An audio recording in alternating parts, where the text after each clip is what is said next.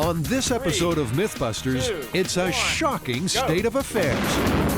Adam and Jamie have a Mythbuster meltdown. I'm just expressing my opinion, and I'm not giving you about your opinion. And find themselves in over their heads to make killer quicksand. If the pump stops during the experiment, we could die because we'll be encased in 20,000 pounds of sand. And see what happens when tattoos and technology meet. Can body art go boom? Who are the Mythbusters? Am I missing an eyebrow? Adam Savage. I reject your reality and substitute my own. And Jamie Hyneman. Quack, damn you. I wouldn't say Jamie's an evil genius. Between them, more than 30 years special effects experience. When will the fun ever stop? They don't just tell the myths, they put them to the test.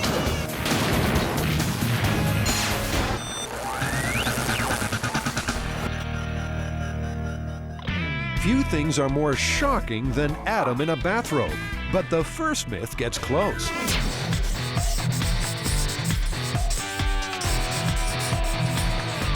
What's with the bathrobe? Well, Jamie, this time we are attacking one of the classic Hollywood movie myths, which is simply, if you threw an electrical appliance into my bath, I'd get electrocuted. Right, well that means appliances. Our favorite haunts. Oh, yeah. Let's go. Okay. As Adam said, this grisly death is a favorite with filmmakers. Take Chucky, for example. Our demonic doll gives the bathing beauty a bath time buzz.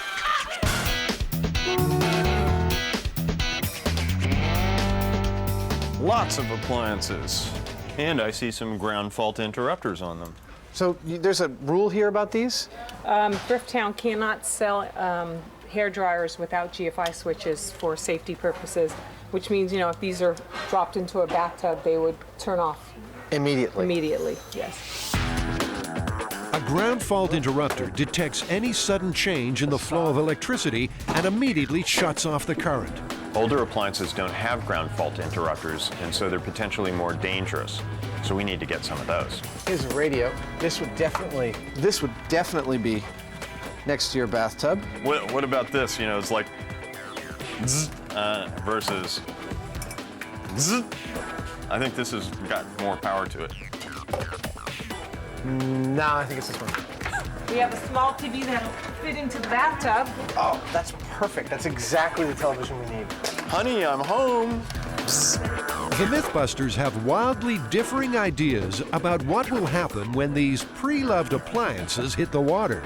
Jamie's negative. The analogy that I have about what would happen would be about like lowering a light bulb into the water of the bathtub after you put the toaster in and expecting the light bulb to light up. Now, I know that's not going to happen. Adam's positive. He doesn't realize that the live power of the AC is going to come through one leg. The bathtub with the drain pipe is going to ground to earth, and you will be a very fabulous conductor of electricity in that short journey the electricity is making from the appliance to the ground, and it will kill you very quickly, I believe. Do I know that you won't get electrocuted? I'm not so sure that I'm ready to jump in the tub quite yet, but I don't think so. To be honest, if Jamie doesn't think anything's going to happen, I have no problem dropping a hairdryer in the bathtub while he's sitting in it. But something tells me he won't. Adam, we have about every possible appliance you could drop in a bath, and a few more. What's next? I don't want to test this in just any old bathroom. I'd like to actually have an isolated bathroom where we can get clean tests safely with this. So I'm thinking about having one of the teams of builders build us a bathroom set that is, you know, fully isolated, insulated, and waterproof with a grounded bathtub in it, and perhaps above that something like a resettable collapsing shelf where we can put the appliance on and can continually fall into the tub. Tori and Christine, that's your cue. The boys need a bathroom. All right, so what we're gonna do, we're gonna try to recreate a real bathroom, as close to a real bathroom as possible. So I'm gonna put up 2 walls here, we're gonna tile it, and then I'm gonna have a bathtub here, a sink there, and a toilet there, and hopefully that'll give them what they need. Rented it for $10, and it's dripping on me. God knows what's in this water. And the glamour doesn't end there. Oh yeah, I always get the best jobs.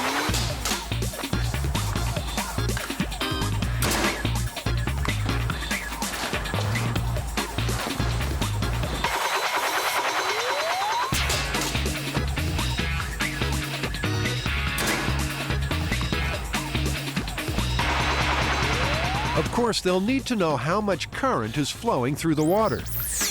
This is an amp reader going through, the ground is going to go through that so we can read our amps. And then this is going to go attached to the drain of the bathtub to ground the bathtub. Now, according to Adam, amperage, not voltage, is the killer. And the lethal limit? He says 70 milliamps. Right. Pump somebody with 1,000,000 volts and it's going to hurt him, but if it's under 70 milliamps, You're not gonna it's not kill going him. to kill him. Your average static electricity shock that you can feel is like 10 to 30,000 volts. Now, the basic idea is this. There's a body in the bath, in this case, a dummy made from ballistics gel. 2 copper paddles in the dummy's chest represent the heart. The paddles are wired up to a relay, which will trip when the current passing between them hits 70 milliamps. That means death. The bathtub's insulated and ready to go. Now, they need someone to get in it. So what we've got to do is we've got to make a full ballistic gel body for the appliances in the bathtub myth. And we're going to use this old mold that Jamie has, which is a beautiful fiberglass mold. We're going to have to seal this puppy because ballistics gel filling all the way up, if it starts to leak, we're absolutely screwed. And we ran into trouble on that last season. This time, he's taking no chances. Once the mold has been well greased with lard, Jamie's built entire Special Effects sets out of lard. it's sealed tight with silicone and aluminum tape. Just for safety's sake, double. We do it double. Once we do the whole scene, we'll go back and do it again. Okay. Now, just pack ice around the mold.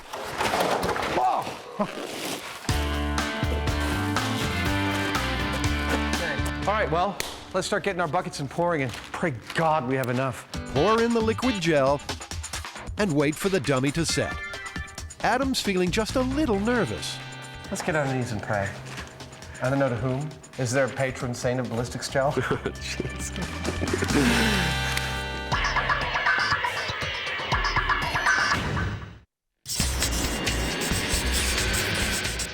Killer quicksand. Is that why I'm standing here in this stupid pith helmet? No, you're standing there in a stupid pith helmet because you're an idiot. The myth on this one is not whether quicksand exists, it's whether killer quicksand exists. Like you see in the movies, the stuff that actually sucks you down. So we're going to try and replicate a killer quicksand that would have some kind of suction effect or something that would drag someone all the way under. Exactly. It's another classic Hollywood horror. Johnny Weissmuller could always rely on killer quicksand to swallow Tarzan's enemies.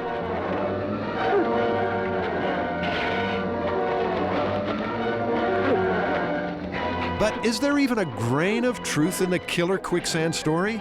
Can you really be sucked down into a bottomless pit? It's right around the corner up here, right?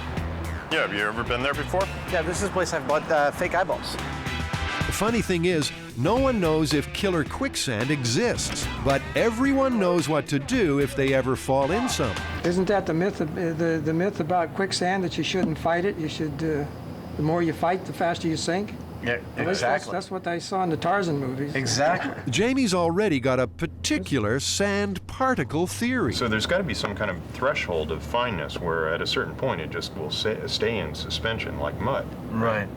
Well, but then we need something that we need, like the lowest density stuff you've got. A bag of your finest sand, please. And we do mean your finest.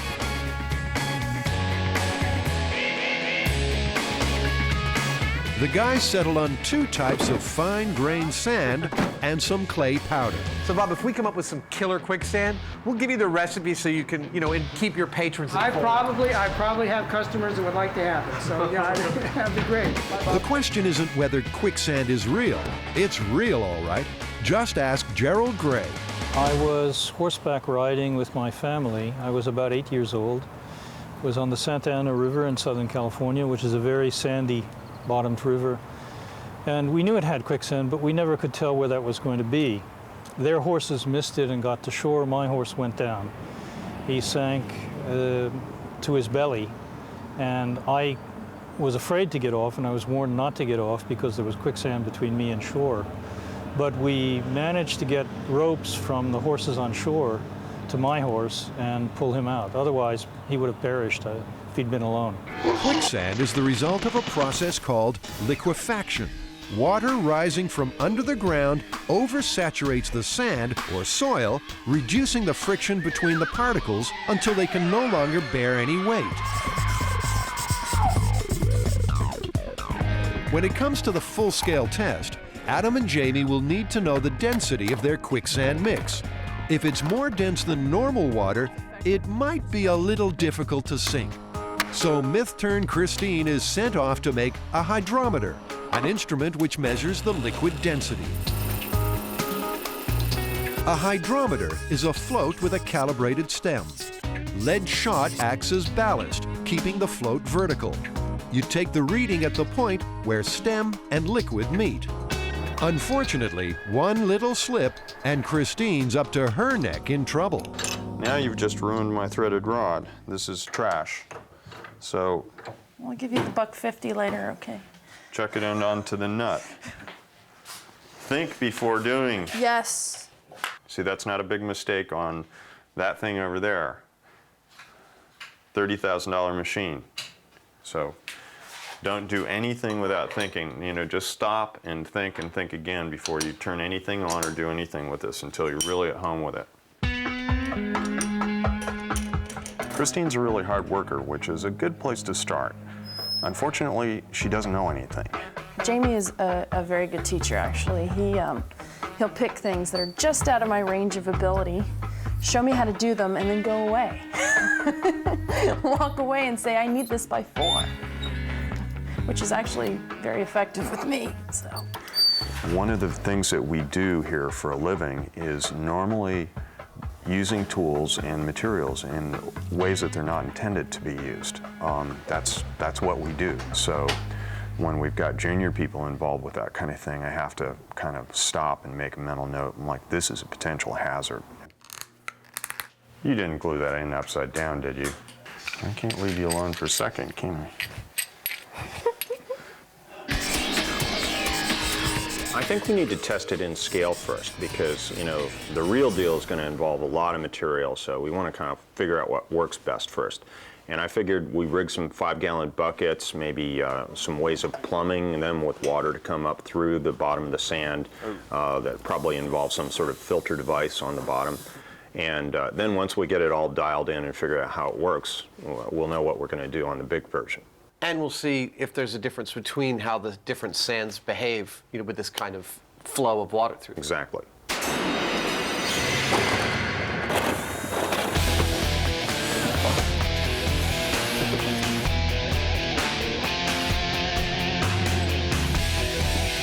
Time for a small-scale test. First, regular sand. Fill her up. Ah, cool.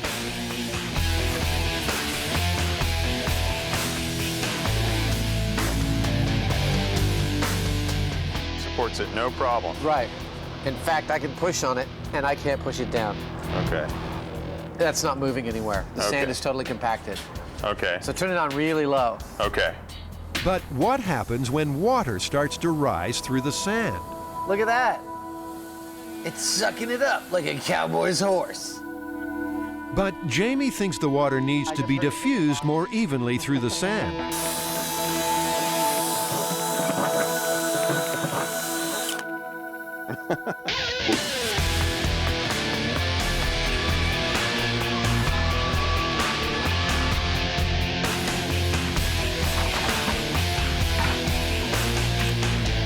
So what's going on? Slight improvements, I hope. I've got a double diffusion going on here. We sacrificed an extra bucket or two for this, but in between it also is this fabric, which is a much finer weave, and it should hold our fine sand, if not the other things, silt or whatever. And What about... that goes into this bucket. Right. How about sealing the outside edge here? It'll do that. Now that there's no fabric, it actually does a pretty good job of a jam in there. This time they try one of the sands from the craft store. Well, at this rate, it's not like I'm plummeting to the bottom, but it is definitely letting me drop a lot quicker than the sand normally would. and it also is resisting pulling back. Now they're onto something. Or is that into something? So you think it's about the lowest possible flow? Yeah. There you go. That's a lot of suction. That's enough to cause you a problem if your whole body's doing that. Well, let's try the finer sand and see if we get a little more control. Okay. That's cool. How is it to get back out again? Really easy? Well, not exactly. I'm gonna try and lift it. Ooh. So that actually, The finer sand makes a difference in its suction. yeah. What about the clay powder? Ooh, that feels fun. Yeah, this isn't working at all. I mean, this is just mud, and it won't let the water flow through it at all. So they've settled on the type of sand. And the miniature quicksand rig works well. But can they make it work on a large scale? Oh, I think it's definitely going to work. Like, without a doubt, I think we've got this wired. I think we're going to be able to dial the flow in. It's a lot of stuff to move around. I mean, like 20,000 pounds of sand and 15,000 pounds of water and big pumps and stuff. I mean, it's a hell of a deal. It certainly is. And soon the pressure will start to show.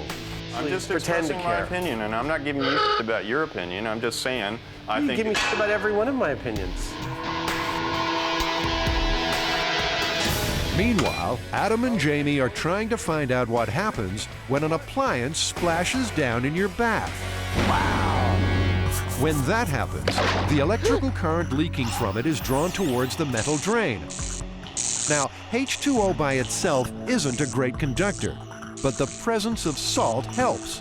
And because the human body contains a high concentration of salt water, the current passes right through. It's time to unveil our bath-bound dummy. Oh, Jamie, we have always dreamed of such a thing. I think we're good. Let's do it. He's perfect. Our first problem has been encountered. Well, almost. His arms fell off. I say we get some carrots and some celery and have a stew. The copper paddles are inserted into the chest. Ballistics gel has similar properties to human flesh and should conduct electricity the same way. This relay is set to be tripped at about 6 volts, which we know from experimentation means that there's about 70 milliamps traveling across the heart. But it wouldn't be Mythbusters without pyrotechnics. So Adam's rigged up a flash pot to ignite when the current hits 70 milliamps. When we get a lethal voltage across the heart of the dummy, it's going to short this wire, poof, and we'll get a nice poof and we'll all know. And it's instantly reloadable. The Mythbuster way. 3, 2. That was cool. Isn't that good? Right, this bath is hot. Time to apply an appliance. This hairdryer has a ground fault interrupter, so if the Mythbusters have created a proper circuit, it should cut out the moment it hits the water. 3, 2, 1, go.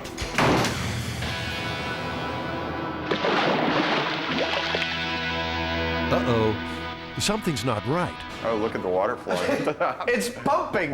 What is our amperage? What's our amperage?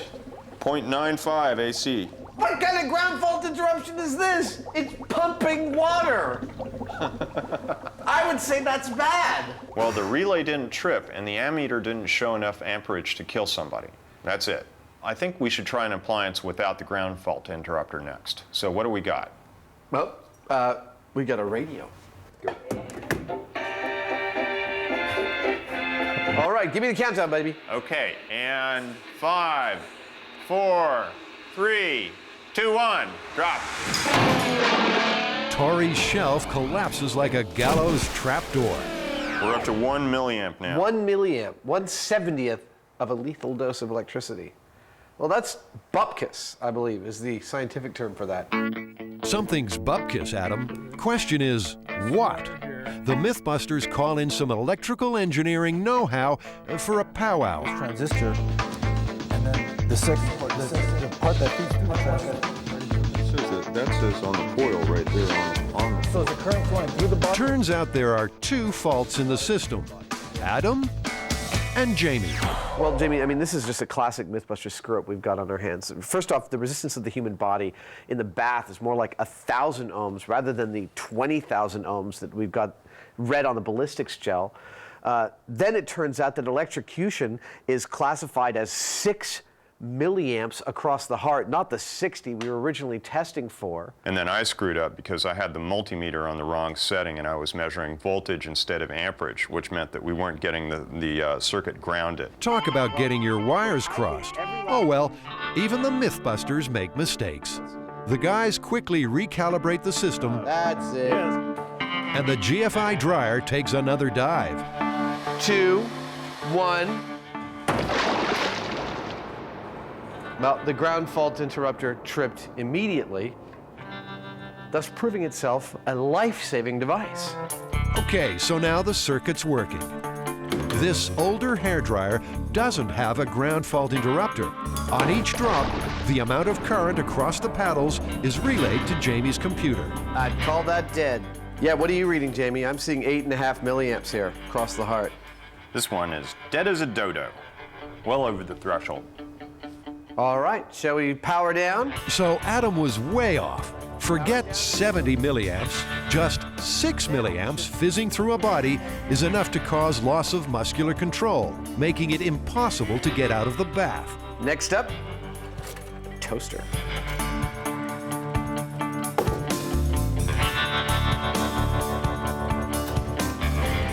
Smell the danger. All right, you ready? Recording. Okay, pulling in 3, 2, 1.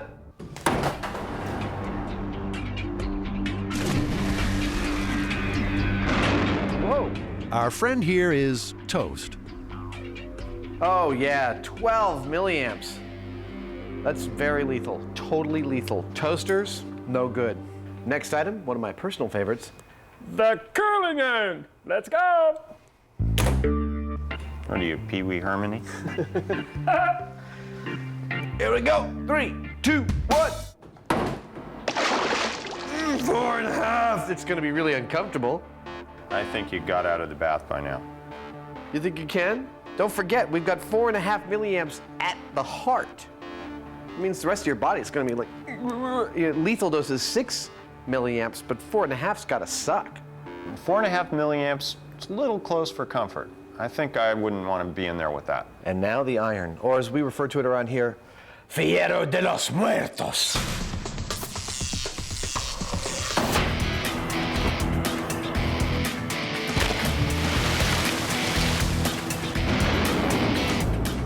Wow, that's the highest spike yet. We got 32 milliamps. This thing is literally pumping death into our subject here.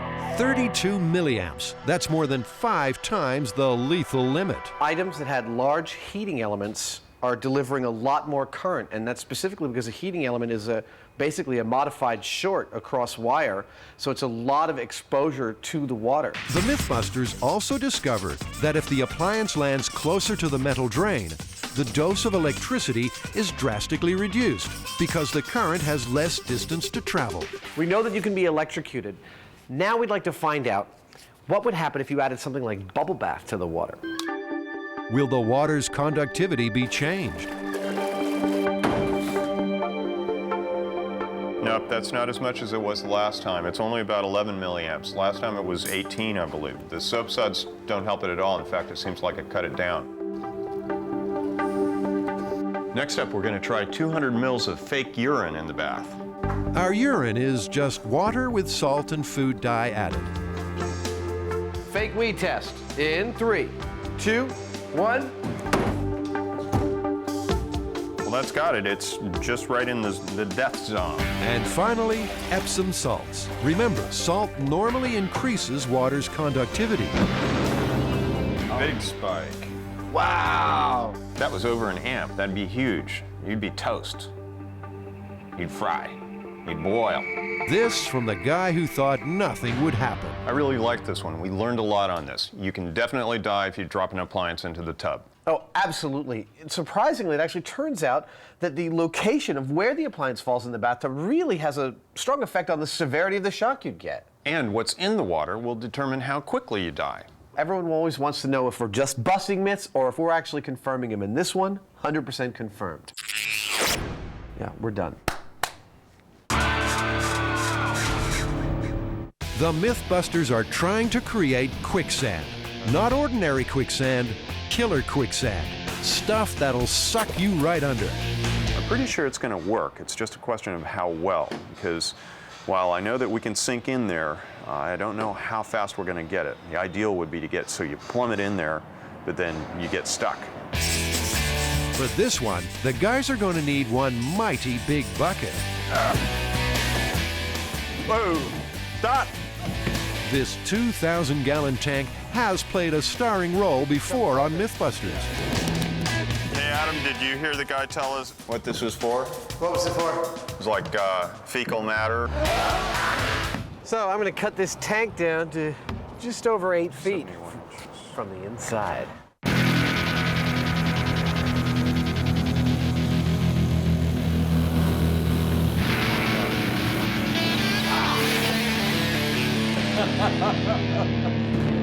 Oh, that was really satisfying. These gauze holes will actually allow water to get out, but keep the sand inside, and that'll make the top of our quicksand not like a slurry, but actually look more like sand, which, you know, is more realistic to what people think of quicksand looking like. Meanwhile, Jamie and Christine start work on the diffuser. The gauze will let water rise into the tank, but stop sand from flowing back into the pump.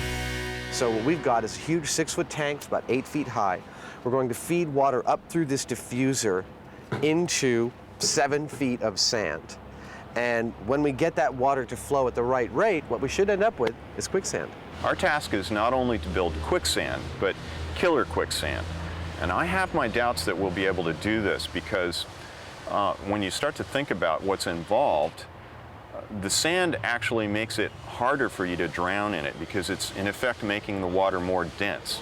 Water with sand in it is heavier than water without sand in it. Hence, you're going to be more buoyant. This pool will serve as the catch basin and reciprocating tank for our quicksand rig.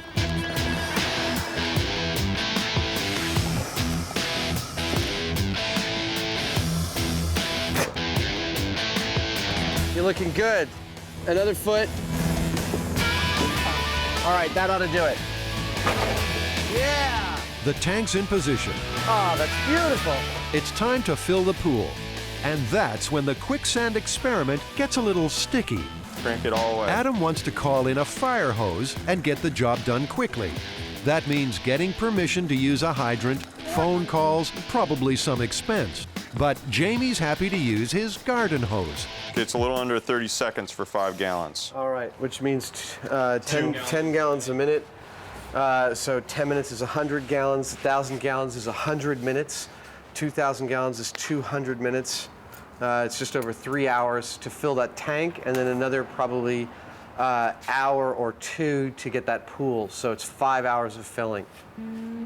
That's as opposed to doing the fire hose where it's like 40 3 minutes. hours and 20 minutes. His partner won't budge.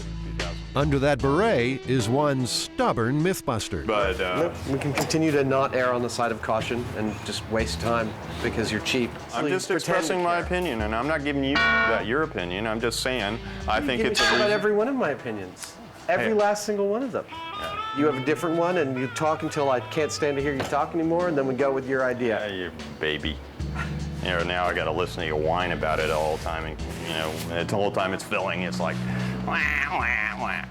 I like to do things efficiently and kind of fast, and Jamie is always looking for the kind of lowest amount of, I don't even know how to describe it. It's just like the least amount of effort involved. So he wants to go with just the garden hose, where I like to go with the fire hose. The fire hose, I know the whole thing's full inside of like 15, 20 minutes, you know, but the garden hose is going to take several hours. But there's no time for tantrums. I'm going to go turn on the water. 20,000 pounds of sand have just arrived. That's a lot of sand! Along with an engineering geologist who knows plenty about quicksand. more easily forms in a situation where you have very fine sand. In fact, geologists sometimes call it sugar sand. So most of your quicksand is in really fine-grained sand. So Tom, the 20,000 pounds of sand we've got here, is this great for quicksand? Oh, this is probably as good as it gets because it's very fine-grained and there's so much surface area here that when the water flows through it, it means the water can grab onto that and that'll create the quick condition. This irrigation pump can move up to 1,400 gallons of water a minute. But if it stops while Adam and Jamie are in the quicksand, the sand will suddenly compact.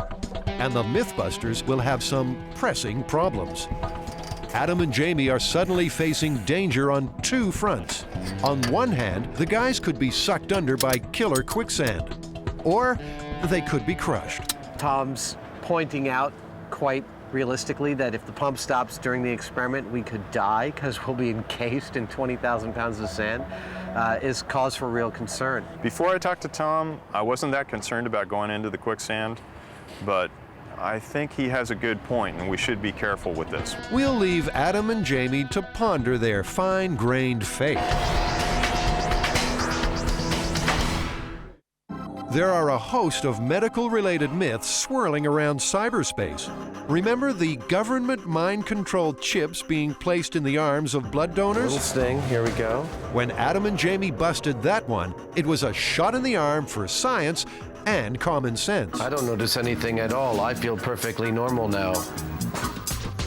Now the build team have got another myth that'll really get under your skin. You guys are gonna love this one. Our next bit is called the exploding tattoo. Apparently, the myth goes that if you have some sort of decorative tattoo and go into an MRI, the tattoo explodes. Oh, are you worried? Well, I'm assuming that you guys are going to put me into an MRI.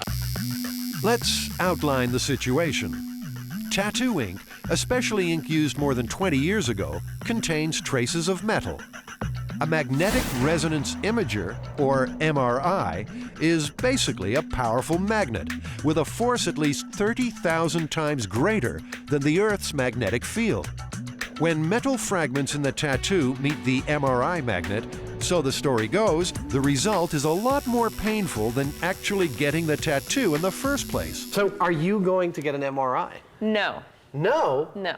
You understand that the job on Mythbusters is to put your body to the test. And being the one with the tattoos, I think you need to go at least have an MRI on your arm. Come on, Scotty. Adam and Jamie are about to throw themselves into quicksand. The least you could do is stick your inked up arm in an MRI. After all, it is for science.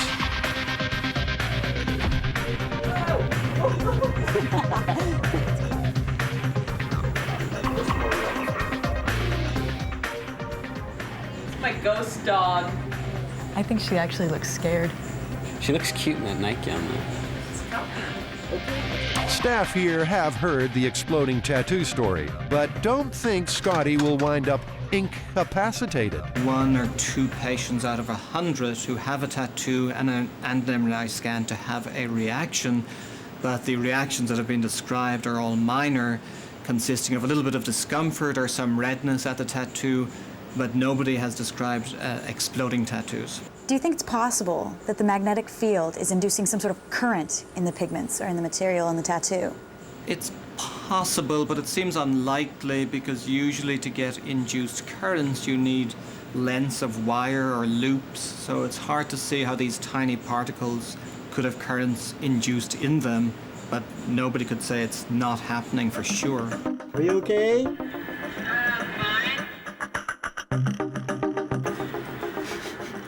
What's that smell? It smells like sizzling bacon. At the first sign of trouble, the scan will be stopped. Looks like a T-bone steak. Yeah. An MRI scan targets the body's billions of hydrogen atoms. The atoms line up with the strong magnetic field and are then bombarded by radio waves. The radio waves are absorbed by the atoms and the resulting signal sent to a computer, which turns the data into a 2D image. Is there any distortion in the image or sign of the tattoo? No. No? Scotty's arm full of ink is still intact. No pain, no discomfort, no explosion. No, you're looking all right. But of course, the tattoo myth ain't busted yet. The build teams barely scratched the surface. We still have to bust this myth. It looks like we're gonna have to do some experiments. We're gonna have to get the compounds that go into all of these pigments and test them individually to find out what could cause any sort of irritation or explosion. So what goes into tattoo ink? The pigments are a potpourri of chemical compound, including iron oxide, zinc oxide, and titanium dioxide. So the theory is the metallic components that are used in tattoo pigments have been having some reactions with the MRI magnetic field. So what we have here are a couple of those components. We have iron oxide, we have the copper and the zinc, and the mercury. So what we're gonna do is we're gonna try to expose some of these materials to a strong electromagnetic field. We can see if the pigments line up with the magnetic field. Secondly, if the theory is that there's sort of a current being induced, we have a voltmeter to check for that. And of course, if the pigments are creating some sort of excitation in the skin and heating it, we have a thermometer to check and see if there's any temperature difference. Which compound is the culprit? One by one, they're tested. Okay. Copper and zinc.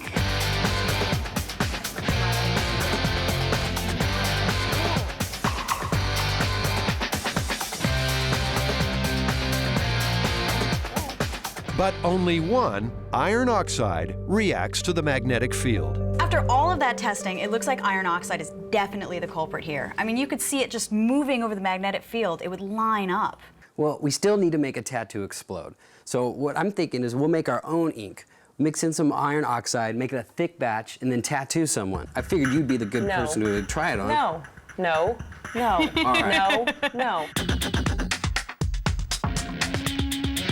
The Junior Mythbusters are trying to make tattoo ink that will explode in an MRI.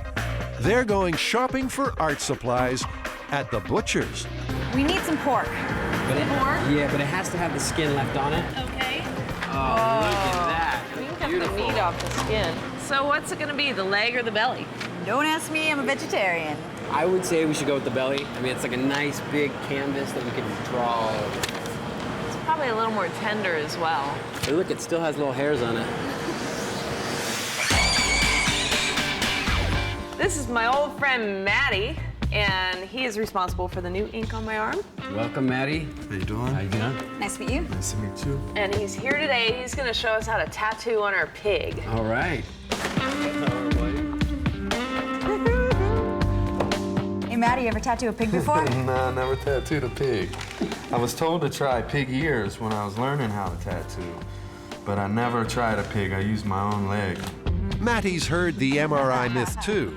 I don't think that it's true because I would hear a lot more about people coming back to the tattoo parlors and being like, what happened to my tattoo? But I've never heard anybody come into a tattoo parlor and say, I went and got an MRI and my tattoo exploded. You know, I think that would be pretty big news. The pork is cut into portions.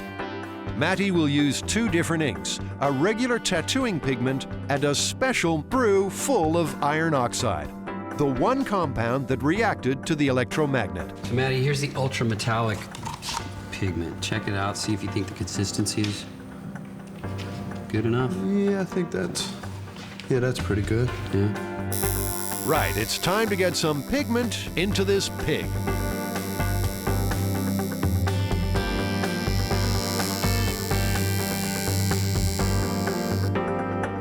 It's kind of gross. You're not getting near my arm. You're not getting near me with that thing. Carrie, it might be safer if you stick to felt tip. Let's see if there's any change near it. Careful your credit cards and stuff again. Make sure you don't wear a wallet. Oh, yeah. Oh, yeah, look at that. I have bobby pins in. I could feel that, too.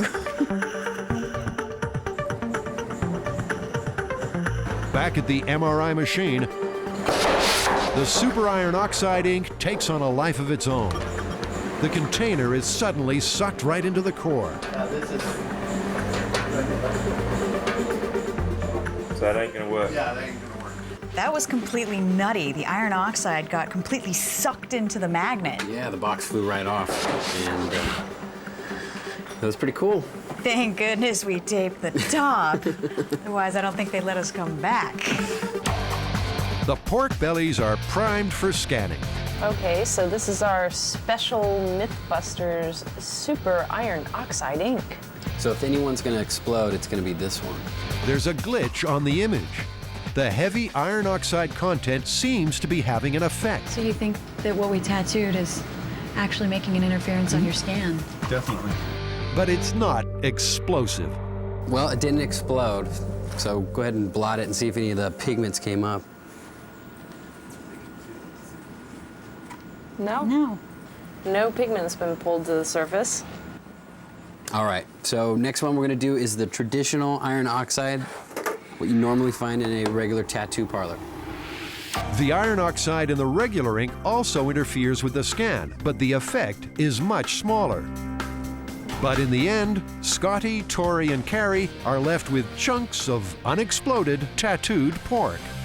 All right, Scotty, exploding tattoos, tell us what you came up with. Well, clearly iron oxide is the culprit here. Iron oxide definitely reacts to the magnetic field, and it's very common in a lot of tattoo inks. But at most, it's going to cause heating. There was one case of a blister with the operators that we talked to, but it's not going to explode. So you're telling us there was no exploding tattoo? No, Jamie, I know that disappoints you, but I'm a little relieved about that. So myth confirmed, plausible? Myth busted, I'm saying.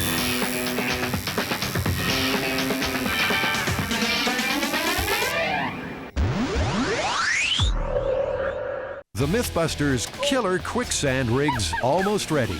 Push up, push up. My foot was stuck under it, sorry. Well, you know, we make this stuff up as we go, and it's always surprising when it actually works like we thought it would, and that's kind of the way this looks like it's doing. Everything's coming together relatively quickly. Very good. Oh, look at that, that's beautiful. Just gotta hope it works. If this valve right here failed, the pump would cease to put water into the tank and our sand would become a deadly, solid mass of sand that we would be in. There's nothing like a huge piece of earth-moving equipment to bring out the boy in Adam.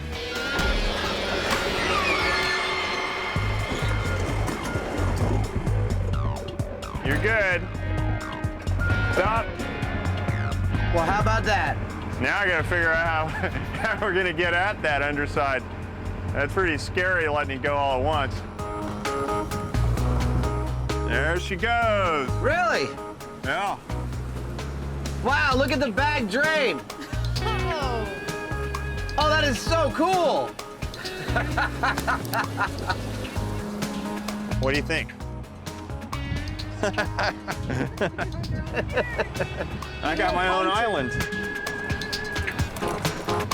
All right, well, the tank is full of sand and water, and we're sort of primed. Well, let's turn on the pump and start getting some hydration to the sand. Wow, Jamie. Oh my God! No problem at all, man. It's going right away. Jamie? Yeah? I believe we have quicksand here. Now, Adam and Jamie were planning on having a nice sandy surface, but what they've got is a quagmire and a quandary.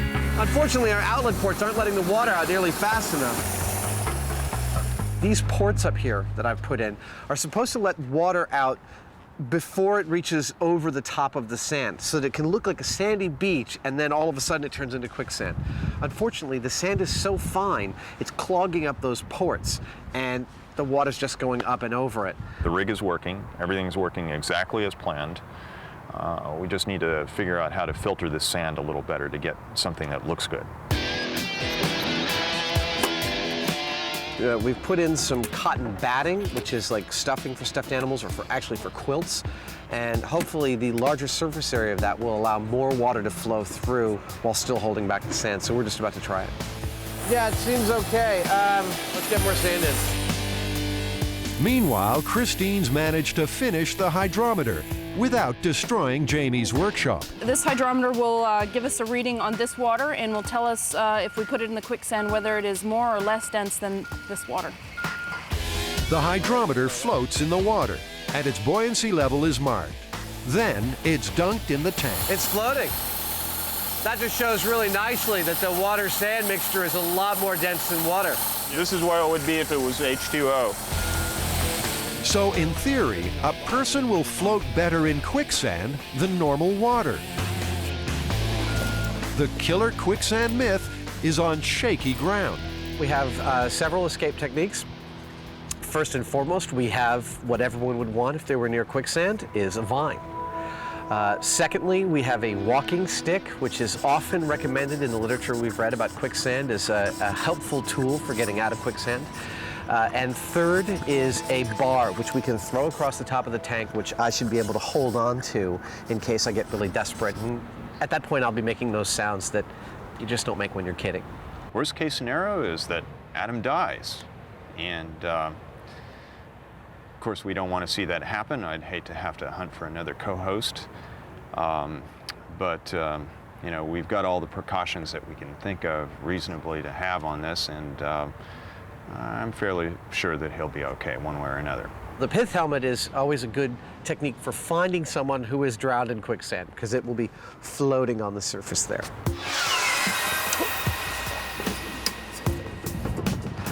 Oh, look, it's a white sandy beach. I don't feel any danger at all. You will, Adam, you will. The pump switched on. Water begins to rise through the sand. As liquefaction occurs, Adam gets that sinking feeling. You know, it feels more dangerous now than I thought. Whoa! Woo, let's go! Well, I started going down really slowly, and then when the water got up to my chest in the sand and water mixture, I kind of felt where I hit my buoyant point, which is just probably right about here.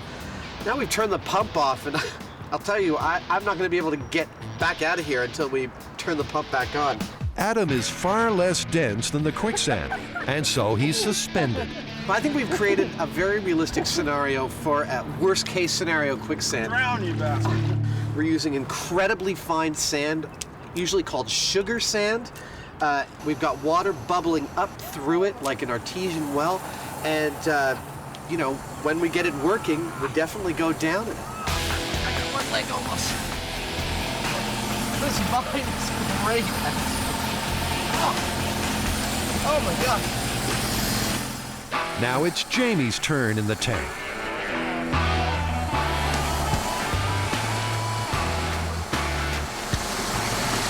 That's amazing. This is just so buoyant. I'm totally floating here. And I'm not touching the bottom, so that, look at the buoyancy on that. I'm like a piece of styrofoam in here. This is more fun than should be allowed. All right, what is our final verdict on movie-style killer quicksand? Well, we know that people and even animals have died in quicksand, but it's usually because of exposure of some sort, like dehydration. You know, they were no longer capable of extracting themselves, so they stayed there till they died. And the elements got to them. So it's not really like the quicksand dragged them under slowly like we see in the movies and then drowned them. No, in fact, you're quite buoyant because the quicksand is sort of a mixture of sand and water that's actually quite heavy, and you float like a cork on it. The best thing you can do is just lay on your back, and you're going to bob around fairly high up in it, and then, of course, use the vine or the walking stick or whatever happens to be handy to try and gently pull yourself out of it. So the Mythbusters' final word on Hollywood-style killer quicksand: confirmed, plausible, or busted? Surprised you even have to ask. It's absolutely busted. No such thing. I agree. Completely busted.